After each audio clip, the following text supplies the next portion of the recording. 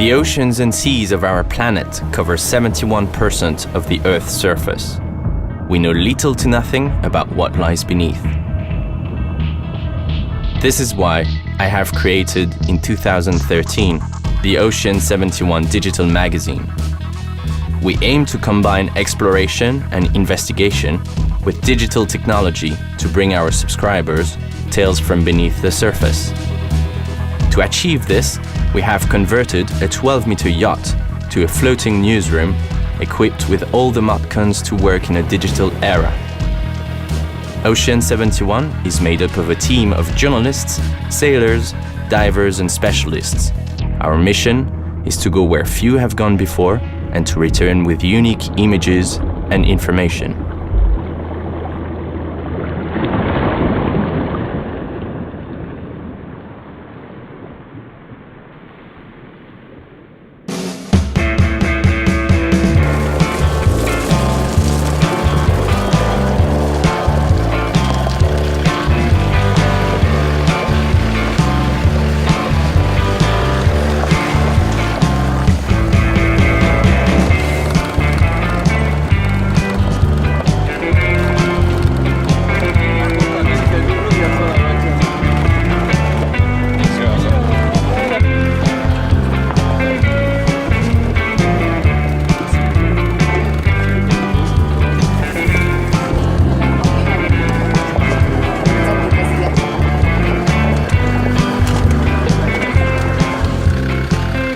Back at the dig in ancient Orikum, there is news of another extraordinary discovery.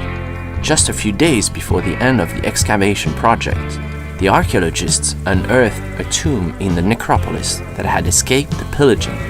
The discovery was all the more exciting, as it had taken the team several weeks to explore and study the looted grave sites before they found tomb number 18, close to the place that the geologist had pinpointed through his analysis of the area. The first location did not reveal much, but the second pinpoint was just meters from where we found the untouched grave. We explored and can confirm that it is the first tomb that has escaped the looting. A find like this is incredibly exciting, and the scientists are ecstatic.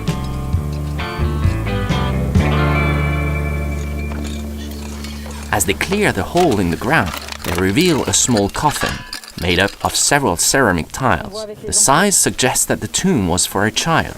Alors, tu vides pas parce que tu sais pas si un squelette, enfin à quel point le squelette dépasse ou dépasse pas. Je vais stocker ici aussi.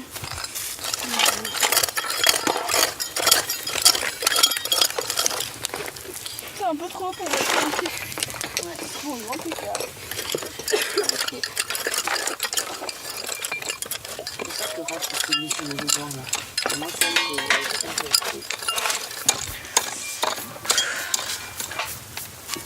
Jocelyn Desideri, who is responsible for this part of the dig, is worried.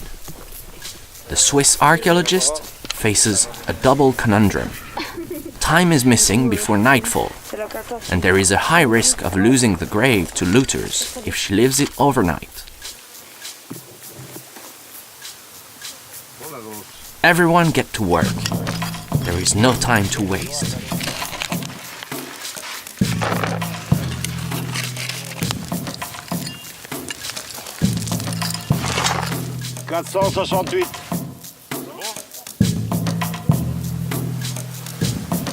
Celle-ci qui est un petit peu... Est-ce que tu veux déjà que je te prépare des sacs? C'est visible ou pas? Opening a tomb made of tiles and earth is a perilous exercise. Rushing this sort of operation goes against the grain for archaeologists. A wrong displacement of a tile might shift what lies inside. Every move must be accurate and calm in order to preserve the integrity of the content. Yes! Ok. Qui c'est qui la prend? Descends encore.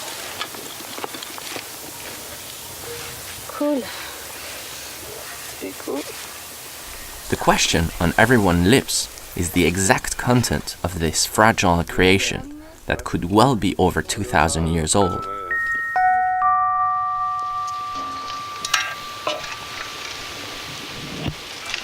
On the other side of the lagoon, at the heart of the city, another sensational discovery is underway. The archaeologists are working overtime to discover what the steps at the center of the Orikum theater are concealing. A stage, a public square, a tomb? So many hypotheses. But what they are about to discover is beyond imagination. The workers have managed to clear a 7-meter long by 2-meter high passageway connected to the hillside. The stones are massive and have been put in place with great precision. As the walls are cleaned, Greek letters are revealed. The builders of antiquity used phi and delta to orient their building blocks. The result is astounding. But to understand the function of this monument, we need first to take a step back. The ancient city of Orikum was built around a sloping rock hill. On one side is the sea, on the other, a murky lagoon. It seems that the ancient city had no natural source of clear water. On the other hand, water channels are cut into the rock to collect the rainwater. A question remains, where this water is led. The answer lies partly in the building, wrongly assumed to be a theater. The first clue that catches the archaeologists' attention is the difference in level of the so-called theater floor. It slopes by 20 centimeters from right to left.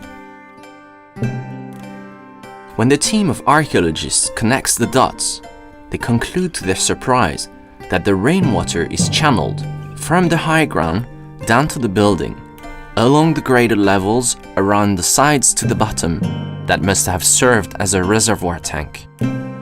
The archaeologists cannot believe what they have in fact discovered. 5 marches qui descendent à l'intérieur de la cavea. The most surprising discovery of all are the 5 steps that led inside what we thought was the theater orchestra. The bottom of the monument is carved straight in the rock of the hill. That, coupled with the existence of a channel in the middle, prove that it is in fact a reservoir or a giant fountain, not as we thought a theater. Up until now, everyone thought it was a theater. It is an extraordinary monument. Il y a beaucoup d'indices qui pourraient montrer l'existence d'une fontaine ici. There are many clues here that point to a fountain. The shape of the area corresponds to that of a fountain from the Greek period. But the problem for the moment is that we don't completely understand the water flow. The channel leading to the reservoir is very large and wouldn't only have been for rainwater catchment. There must have been another water source that fed the fountain.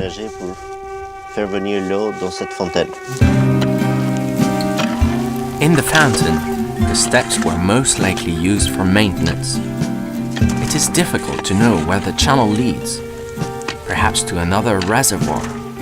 The earth that is covering is yet too much to move. There is still a lot of work to do to fully understand how the fountain of Orikum works. But one more great mystery of the ancient port city has been solved. Back at the necropolis, the sun has slipped behind the hill and dusk is gathering speed. The team makes a crucial decision. They have to continue the dig into the night to make sure that any important artifacts found can be secured. And just as the decision is made, one of the archaeologists makes a first discovery. A careful extraction reveals a vase, or more probably a small jug.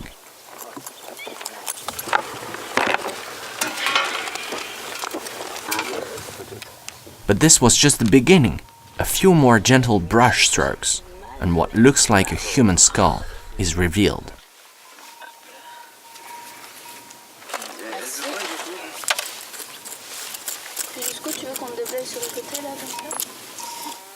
T'arrives plus. Là, il y a quelque chose. On the other side of the grave, another object appears. Not one, but two intact ceramic plates.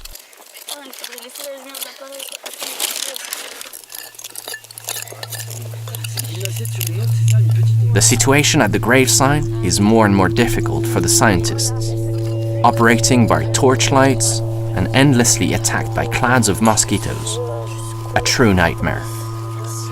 But the result of their efforts is superb and worth any kind of discomfort. One jug and two plates were gently extracted from the earth and placed in a secure location. The skeleton still remains to be extracted, but the necropolis team is satisfied. Thanks to the artifacts found, they can confirm that the tomb, like the others in the area, date back to the ancient Greek period.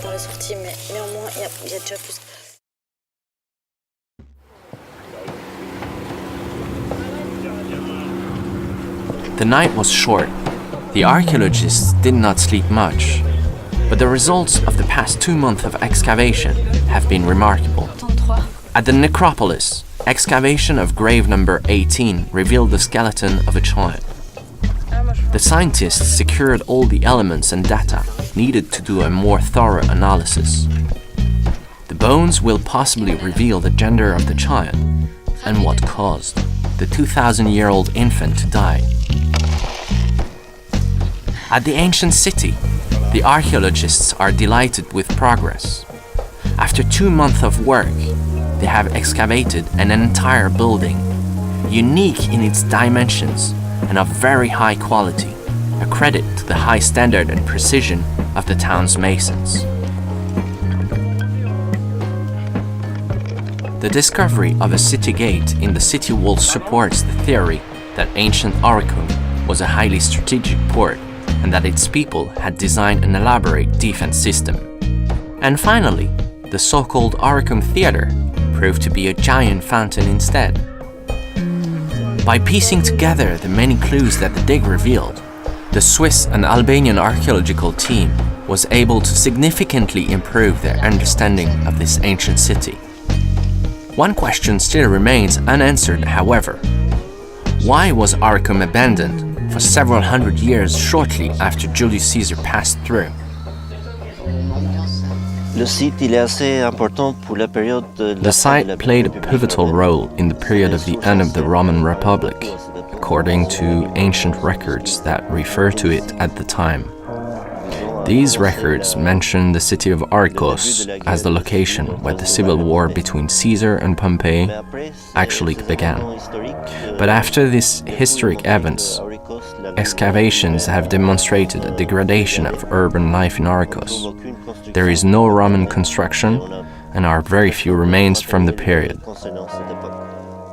Even the monoptera that we excavated in 2012 and the fountain that we are in the process of excavating today demonstrate abandonment at the end of the 1st century BC.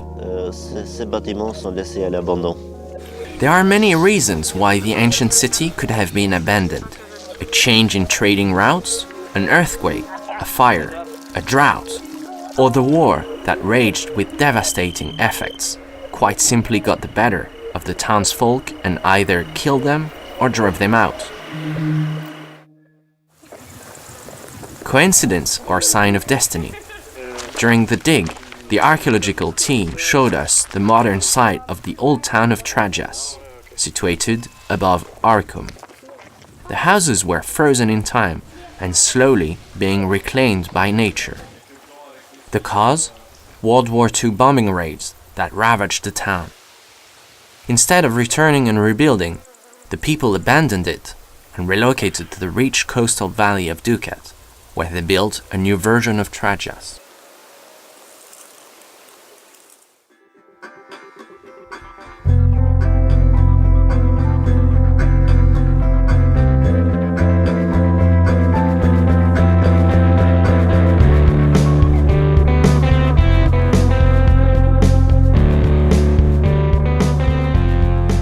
When the OCEAN71 team decided to sail along the coast of Albania, we first thought to explore the seafloor.